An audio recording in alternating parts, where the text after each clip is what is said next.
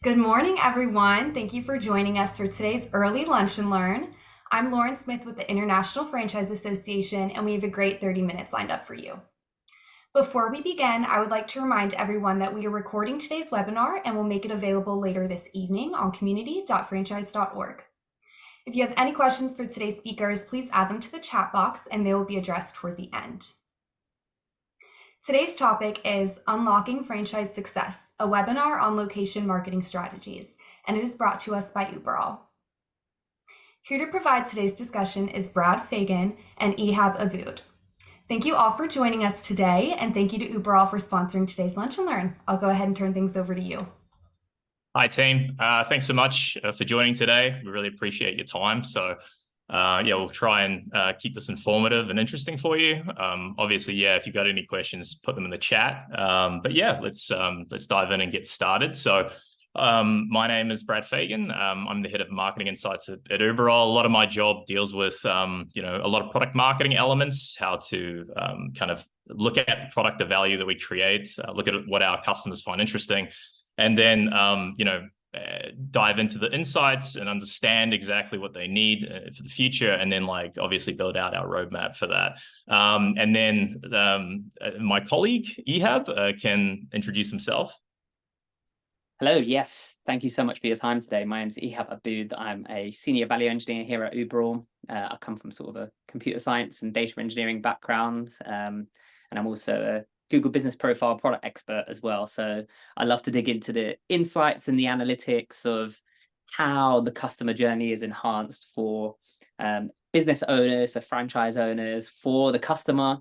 I'm also a Google local guide as well, so I like to explore sort of that side of things. So I'll dive in and show you the customer journey in a second as well.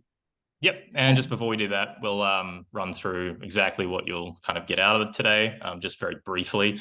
So Ehab's, like he just mentioned, going to run through sort of a typical customer journey, I would suppose, and sort of, I guess, how it's changed over time. I mean, gone through a lot of changes in that customer journey over the last, even 5 years. It's been pretty massive. So he's going to run through that to begin with, just give you that sort of consumer journey perspective versus kind of the other side of the equation, I suppose, the professionals. And then we're going to talk about the 5 elements of successful local marketing. And I would also, preface that with saying that the strategic elements are a lot, we come from it from the perspective of a solution provider, a platform partner, and just a partner in terms of our expertise that we provide to our, customers to enable them. And so that's kind of the point of view that we'll be sharing today. And then lastly, we'll leave some time for questions at the end, hopefully. But without further ado, Ehab, take us away and let's lay the foundation. Thank you so much. So I'm just going to share my screen, and I hope everyone can. In 3, 2, 1. I think everyone should be able to see that. Fantastic. Okay, cool. So as you could probably see, and you can probably tell from my accent, I am from the UK. I've recently moved to the north of England, and I live not too far from Manchester, this little love heart sort of bubble here. So as Brad mentioned, I just want to take you through the customer journey. And one typical journey that I make, both literal journeys down to London, where I'm from, and also the customer journey, is actually traveling down through into a station called Manchester Victoria, and in order to get down to London I have to make it to Manchester Piccadilly down here.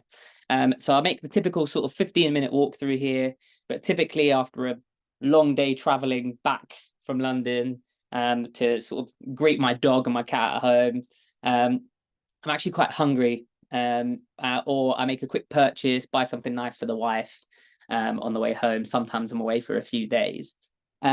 And there are a couple of options for me when I'm here. Either I'm going to make a search for like coffee, or the other day I was trying to deliver some stuff to some colleagues, or even booking a hair appointment this morning.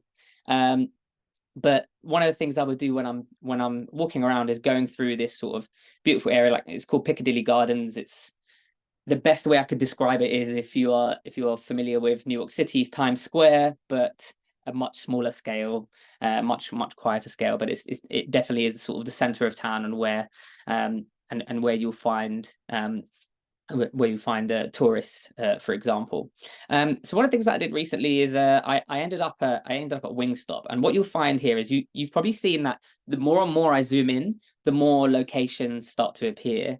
But why have certain ones disappeared from here? Why when I zoom in, I can see more locations? That's usually because of a combination of things. One is my personal profile, and what Google knows about me, in combination with things like how relevant, how enriched the Google business profiles are. You probably saw McDonald's are probably high on that list, Five Guys, but why not Wingstop? Wingstop's a incredibly large franchise. It's expanded into the UK over the last few years, got quite a few locations actually as well. So I've dug into Wingstop. I actually ended up going to Wingstop, but I found it really interesting to compare the experience between Wingstop and Five Guys, because ultimately, even though they're not the same business, they're really competing with each other for my attention, for basically my dollars, so, or in this case, pounds. So you can see here sort of they've got quite a few photos, 217, quite a few reviews. If I were to compare that with Five Guys, they've got a few more reviews. They've both not been open for very, very long, not many photos. You can see the journey. I can straight away order online or go straight to the website. If I were to click on the website here, you'll see straight away it takes me into sort of a deeper dive into that specific location, Manchester Piccadilly Gardens, and I could choose all of the standard options. A lot of information that's local, specific to that location. You can see it's mentioned in Piccadilly Gardens. All of this is great for the consumer journey, but also sort of for SEO reasons as well. And this is fantastic. Now, if I were to go back and go to Wingstop, for example, you'll see that for this journey, as a franchisee, how much information is specifically local to that location at all? I can tell you that it isn't. This is their homepage. If I were to click on locations here, for example, try to open up any individual locations here, I can't. In order for me to get even a little bit more information about Manchester Piccadilly Gardens, or trying to order a delivery or click and collect, I would have to scroll all the way down. I've already made a good few clicks, whereas the journey that I would have made at Five Guys would have been significantly quicker. The other thing as well, just quickly, when it comes to things like responding to reviews or posting promotions, until today, looking at Five Guys and making that comparison, I never knew at all that they had a new pistachio shake, a limited edition shake. That's a fantastic little promotion that they didn't really have to pay for, because that's not an ad, that's just a post that you could put on your Google listing. And that's something that Wingstop don't utilize at all. And these locations, they'll tend to post from head office and also make certain posts that are local to that location. Like I said, both of these locations have not been open for too long. I think within the last 2 years, both of them. So you can imagine a lot of new store promotions have entered, or new branch promotions have been specific to Piccadilly Gardens, or let's say there's an event that's happening at Piccadilly Gardens, as you typically would expect for tourists. None of that's being utilized, and part of what we're going to talk about today is how best can you utilize and scale a model where both the franchisees and the franchise brand as well can help have some sort of oversight and control over really the identity, whether it's the corporate identity or the local community led identity of that particular branch. How do you strike that balance, and what kind of tools can you use to be able to utilize that, such as things like these promotions, or what you can do sort of on local pages as well. And without further ado, I will hand over to Brad to explain his part two.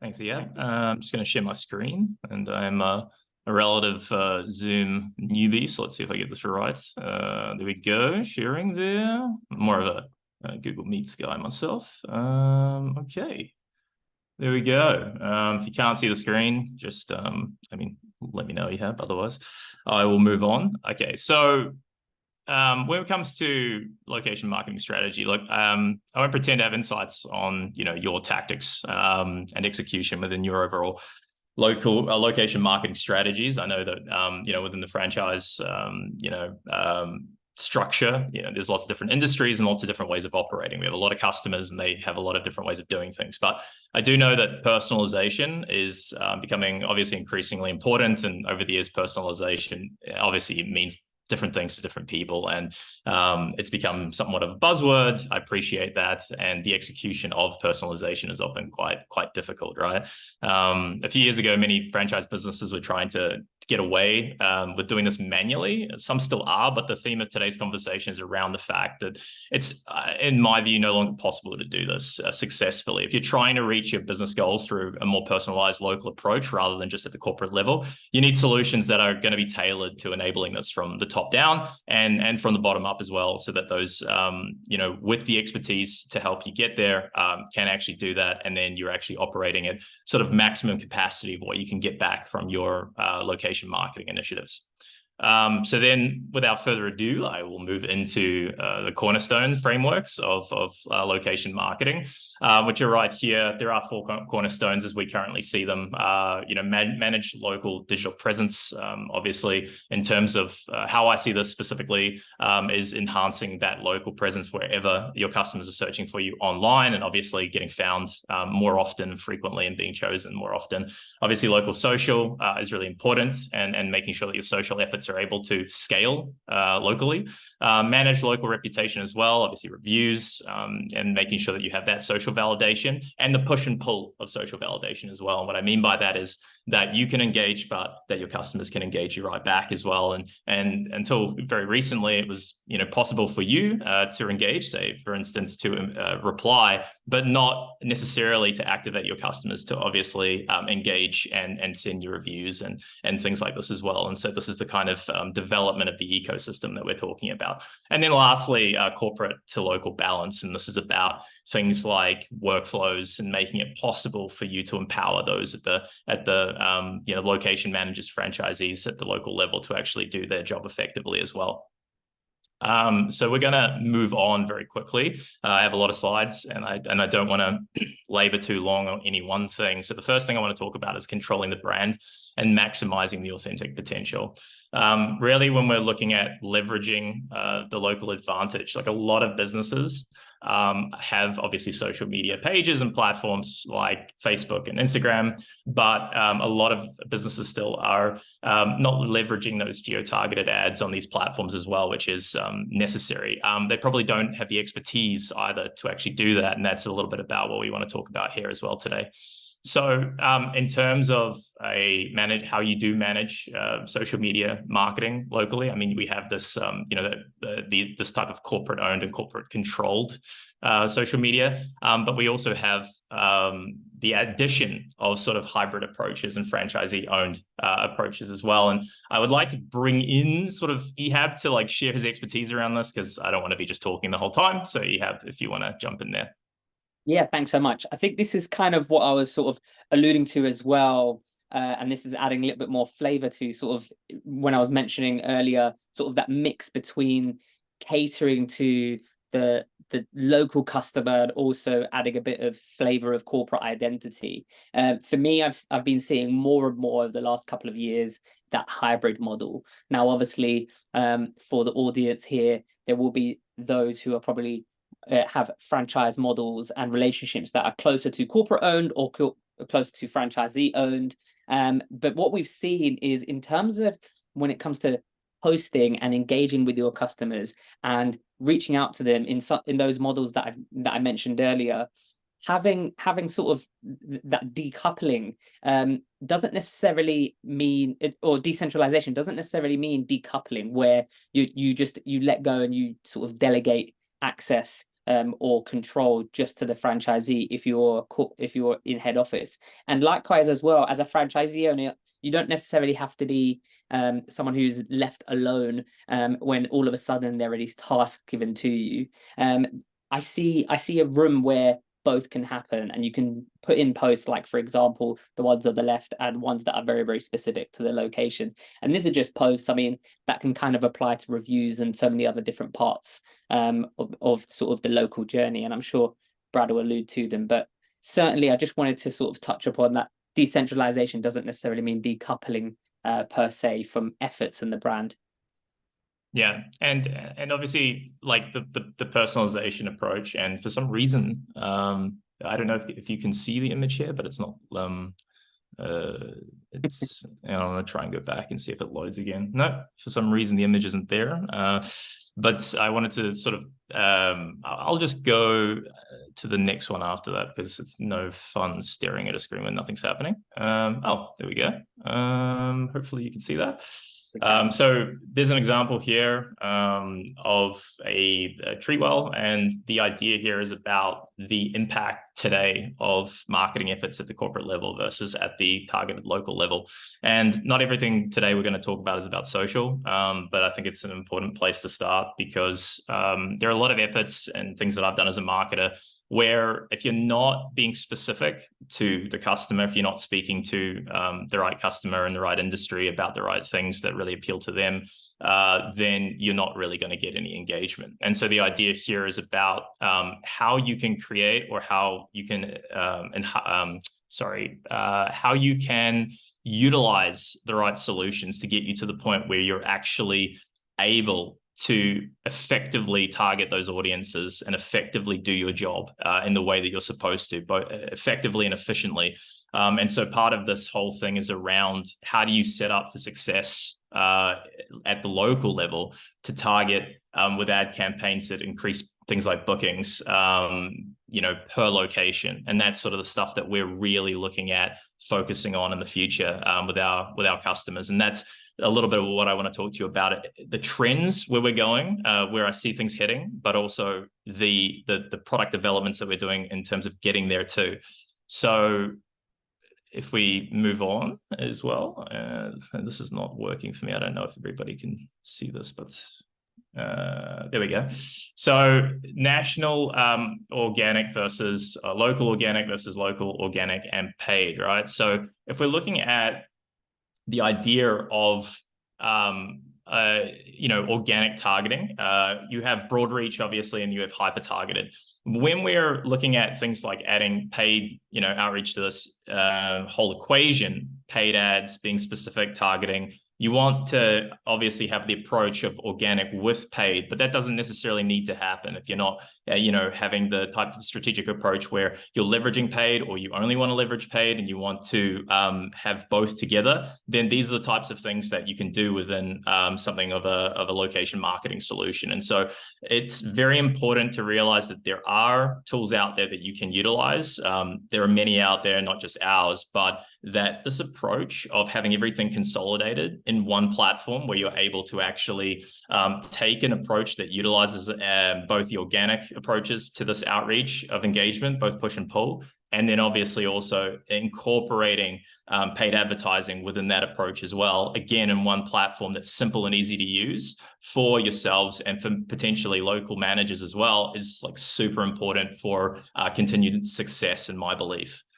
So let's move on. So then essentially, like a couple of these will be about trends, but some of this will be on like the product development that we're doing as well, right? The future and where we see it heading, and also our own product and where that's heading. It's not just an advertisement for us, obviously, but yeah, obviously be lying and saying that we don't want to show you like what our product can do, but this is from the expertise of people that actually look at it, understand what customers need, and then structure things accordingly. So one of our recent things that we've ended up doing is to make sure that the user interface is simple and easy to use, but then also allow social publishing where you can obviously structure exactly which images that you use for specific publishers like Instagram, Google, Twitter, whatever, structure the different templates you use per locations, and then obviously give the different approvals to the different location managers for these things as well. So it's really important to make sure that you're able to have the ability to be able to structure these things per location, per region,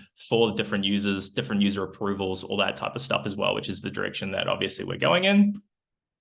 And then things like getting more local reviews. So this is something as well I want to just briefly talk about the ability now, like I referred to earlier, of getting reviews from customers. And so it's important not only to reply to your customers, but also take the opportunity to invite customers to reply to reviews as well. And that's things like, sending invites through email or text to customers to encourage them to leave reviews of your locations, and then things like QR codes, you can see there at the bottom as well, for making sure that they can easily and effectively provide that type of social validation that you might be needing for your businesses as well. AI generated review templates and suggested responses. This is the type of stuff that we're moving towards in the theme of what we're doing is AI within the platform, like many other people are doing. But we really want to focus on enhancing the human experience through that, making everything much more efficient, much more effective. And then also obviously allowing these tools to be useful and easy to use in platform. So if you're trying to, for instance, create a template that only some locations can use, then these can be locked and loaded before, so that they can, location managers, for instance, can easily have a template there set and ready to go to reply to reviews. You can also even have automated responses to, say, for instance, 1-star reviews. And then you can also, and on the right there, get AI to help you generate a suggested review response for these replies to just speed up that process of answering these reviews as well. And these can be obviously generated based on, corporate approved response templates that you've kind of created as well. This is kind of all leading towards having that efficiency from the top down, bottom up type of scenario. And just quickly on that's of course showing sort of these attempts is helping ease that burden for whomever is replying to those reviews, whether it's centralized or whether it's sort of in the franchisee location manager sort of realm, responding and having this opportunity to sort of offload that burden means that they can focus on some of the ones that require more attention. And also just quickly as well, it's always good to remember that having more reviews from the previous slide to replying to more reviews on this slide equals higher engagement, and therefore equals higher visibility on Google Maps as well, and Google overall, because they know that you're actively responding, you're actively engaging with your listing, and you're not just leaving it abandoned. And that's a really, really critical sort of component of local SEO as well. Great. Yeah, thanks, Ehab. And then things like this as well, like utilizing messages. We're getting to the point where you can kind of create, combine things like local inventory, like your products, your services, your offers, and your special events together, and create conversations with your prospects across a variety of social platforms to capture and qualify leads on your website. And again, like I said, social channels, and really give them the right call to action at the right time. And so this is kind of, as I've pointed out before, exactly where we're heading towards. So we're getting on to point 2. I mean, we're running out of time quickly, so I'll try and speed this up. But partnerships and data quality plus usability of a solution that you use, that really today equals optimization for this local search journey. And that's really what we want to hammer home.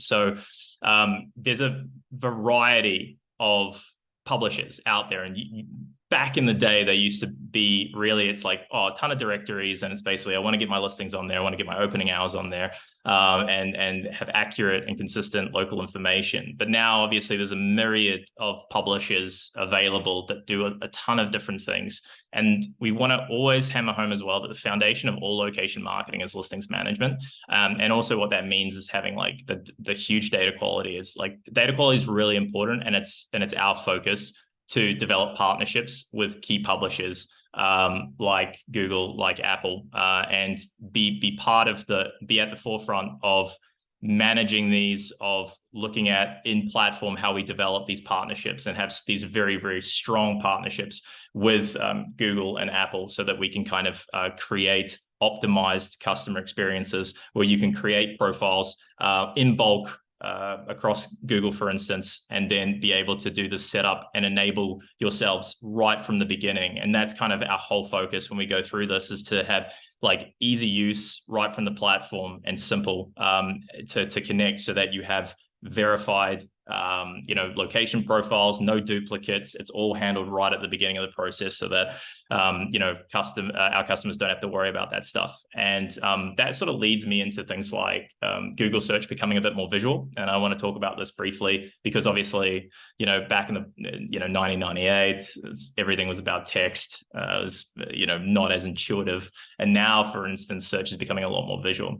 And I want to showcase a couple of things here from images of stores and the impact that these kind of photos can have, right? So if we look at things like say for instance a Starbucks, for example, you can see like something before and after where you might have kind of random, potentially even user generated images or customer generated images, that showcase things that probably aren't so flattering to the brand. But then obviously if you are controlling your own images, posting these, getting a bit more professional look, this can really impact the engagements that you're having online as well these days. And so I want to showcase an example. It's mostly the food and beverage industry, but you would see, say, for instance, 98% higher engagements on things like, really kind of zeroing in on like making the food and look as great as possible, making sure that, what the actual customer is going in to get. So the product itself is highlighted in again, as great a depth as possible, but also showcasing like exterior and interior photos as well is massively key for increasing engagements online. I can't stress enough how this has become very important recently. Ehab, do you have anything to say on that? Yes, I do. I was actually just about to write a sort of a top tip. Some of our actual customers have started competitions internally where they've almost sort of crowdsourced their own staff to create these competitions where they can submit the best photos, whether it's inside, outside, whether it's sort of the food or the product or the service, whatever it might be, and uploading them to sort of internal systems or one sort of collective folder. And then they just win sort of a small prize and vouchers for Amazon, that sort of thing. But then what that does is it means that the owner now has a treasure trove of potentially thousands of photos that they can then collate and upload to individual locations, which is a great way of sort of changing that image, changing that narrative, and making those listings, those locations become so much more attractive. And as you can see, with higher views and higher engagement, and ultimately it leading to better conversions, people actually clicking on more attractive profiles, not just seeing them. So yeah, that's something that I'd recommend you do. And just so, because I want to leave time for maybe even like a couple of questions if we can get to it. But, one of the things I just wanted to point out was SEO optimization today, and a couple of things that are really important. So first of all, a customer journey today online can go to, if you see there first, the seeking portion can go obviously to either your Google business profile, or it can go to your local website pages, like your locator, store locator, or a local website page. And so, with the Whitespark, ranking factor study recently, the importance of on-page signals has grown significantly. And so one of the things that we've really labored on and looked at was, ways in which we could enhance not only the experience on store locator and local pages, but enhancing as well the SEO optimization of those two. We've looked at the impact of a store locator just on Google business profiles, and if you see here, it actually generates more impressions to your Google business profiles to have locator and pages that are optimized for search. So 42% more impressions on average that we've seen, and also 39% more clicks just to the Google business profiles if you have optimized locator and local pages as well. And when we I'll just like briefly go past this because I want to labor on just one of the things that we're doing is to create images that load faster and cut load page speed down. And that's one massive impact on the performance of pages and the optimization of them as well, right? And so you can see there that just by cutting down the file sizes of an image on a store locator and local pages, you can create almost up to 91% faster page load speeds. And that's like incredible. And there's just little things there that they happen in the background that you don't even realize that enhance the customer experience there as well.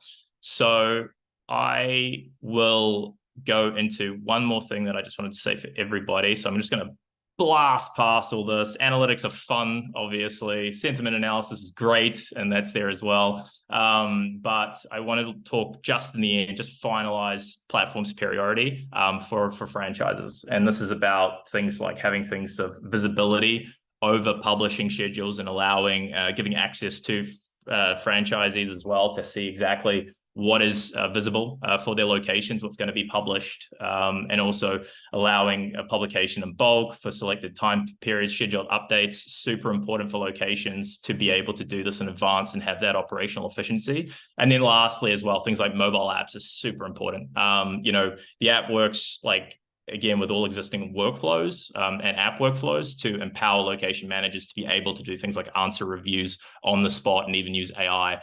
And then just lastly, this is the last slide, I promise. But I just wanted to give you an insight over, how these type of solutions are built out to enable this kind of franchisee relationship, where you have the hybrid balance from the HQ to the location manager is exactly what we've been talking about. But if you follow the scenario, a review is received, then a review might meet the response for an auto response, and then that is just done and approved by the HQ, and then it can go live.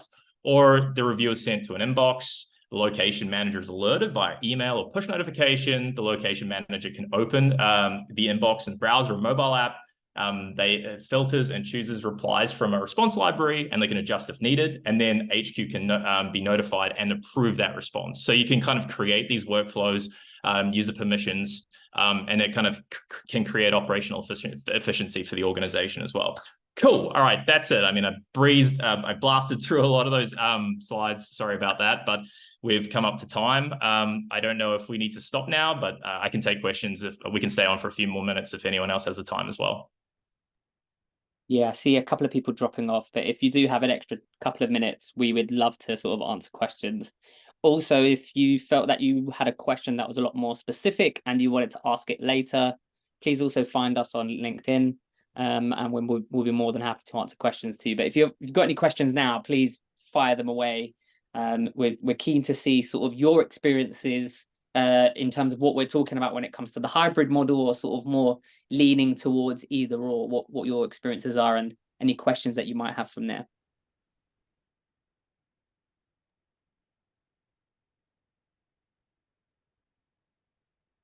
We'll leave a bit more room. Yeah, potentially we just answered all the questions during the presentation, which would be lovely. That's it. Yeah, it was such an amazing presentation that just all of the answers were given, which is amazing.